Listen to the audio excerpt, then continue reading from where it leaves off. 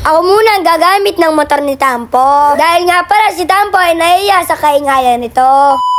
Ngayong araw nga pala siya sobrang excited ni Tampo kung anong ginagawa niya. Naglalaro nga pala siya ng bula hanggang sa naging Santa Claus na siya. Nice.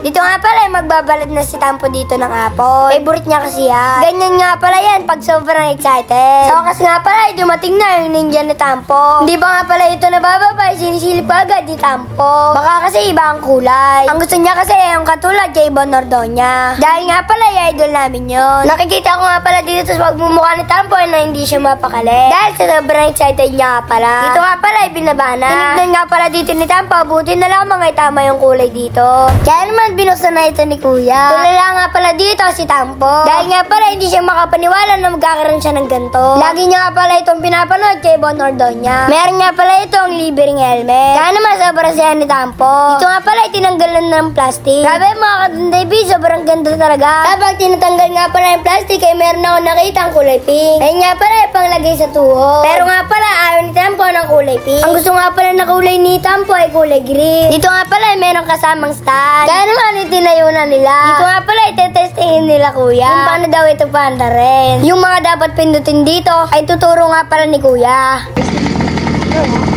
Try mo, kumilas pa. Ano nga na? Kulay-pula na ano. Ano ba? Dream ito, 600 ml. Lalagyan nito? Tapos dalawang pakit ng tuti. Alam mo yung tuti na maliit, Chef? Tuti? Kulay yelo. Yellow? Sarado mo. Sa Petro meron dito siya. Dito nga pala ikinuha na ni Tampo yung pera na binigay sa kanya ni Papa Tampi. Binayad na nga rin pala ito kay Ryder. Pinasok na nga pala sa loob yung motor. Sobrang siya nga pala dito ni Tampo. Grabe nga pala hanggang ngayon ay hindi pa rin siya makapaniwala. Kaya nga pala wala pa itong pangalan. Kaya naman nag-suggest kayo kung anong magandang pangalan dito. Yung gusto nga pala ni Tampo ay tunog astig. Dito nga pala inilabas ko na. Bali nga pala ako muna ang unang gagamit. Dahil nga pala si Tampo ay nahiya sa ingay. Buti ako sanay na. Hindi na ako kailangan mag-practice. Sobrang saya ko nga pala dahil pinagamit sa akin ni Tampo. Samantalang ako hindi nagpapagamit ng bike sa kanya. Kaya naman napakabait talaga ni Tampo. Pero kahit pa paano ay pinaperam ko pa rin siya. Kasi nga pala ay pangit daw yan maging madamot.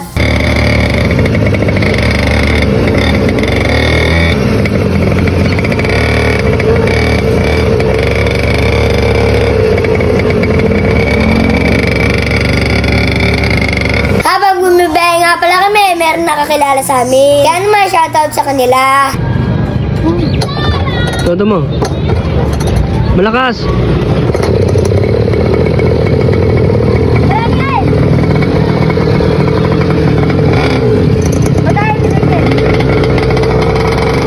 Ito nga pala yung malapit na pala magabi. Subalit si Tampo ay ayaw pa rin. Sobrang mahihayin kasi niya. Kaya naman hanggang dito na lang ang aking story. Paalam, bukas ulit. Grrrr! Tulap pala to mga katampi. Kaya sa bagong aircon natin, bagong kwarto. Bakit? Anong masasabi nyo? Malamig. Malamig. Tapos? Saya. Tapos ano pa? Kompletong pamilya pag matutulog. Kumot? Ano meron sa kumot? Bago. Bagong kumot. Ayun ang nagustuhan mo. Bagong kumot. Ayaw mo ng bagong aircon. Yan guys, bali sa dulo. Hindi pa tapos. Ako na lang bahala doon guys. Hindi pa tapos yan? Yan sa dulo. Kala ko tapos na. Hindi. Yan guys oh. Okay na yan. Aircon namin guys. Yan. In the first time guys, syempre. First time namin na makaroon ng aircon. Tampo sobrang saya guys oh. First time kasi namin makaroon ng aircon guys. Kaya sobrang saya namin. Kasi di na kami mainitan tuwing umaga. Kasi taginit na mga katampi eh, no?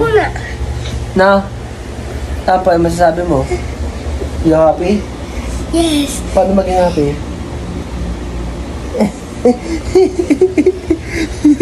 Ikaw, paano maging happy? Oh. Ako.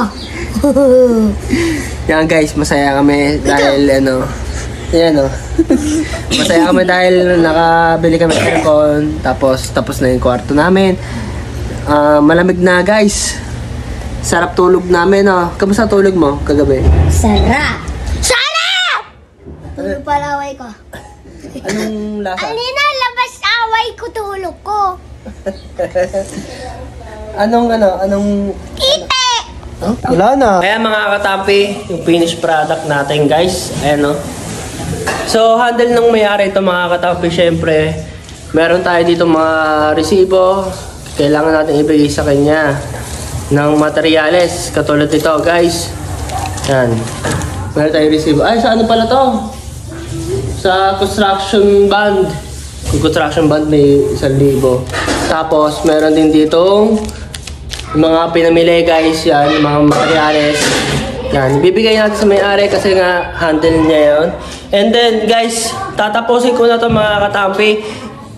Nandun pa, may naiwan pa na isang plywood guys. Ito guys, oh. Yung isang plywood. Yan. Kaya kukunin natin yung plywood doon guys. Tara, let's go. Tapos magbabayad na din tayo. Kaya pipili tayo ng sasakyan. Ano magandang sasakyan dito? Kung Ninja or yung kasi si Reddy kasi ay lobat, hindi ko na-charge kagabi. So, si Tsunami na lang. Guys, wala pa pala pangalan to, no? Ano kaya magandang pangalan, guys? Magbigay kaya. Ito muna gagamitin ko, guys. May tulap pala to, mga katampi. Munti ka na ako sumemplang. May tulap pala to, guys.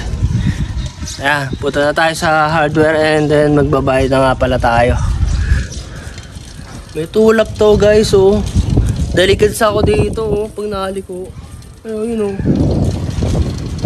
Tumatama yung pa ako. Pero maraming nagtatangkilik sa Tsunami, no? Kahit may tulaps guys. Ayan. Babayad na tayo.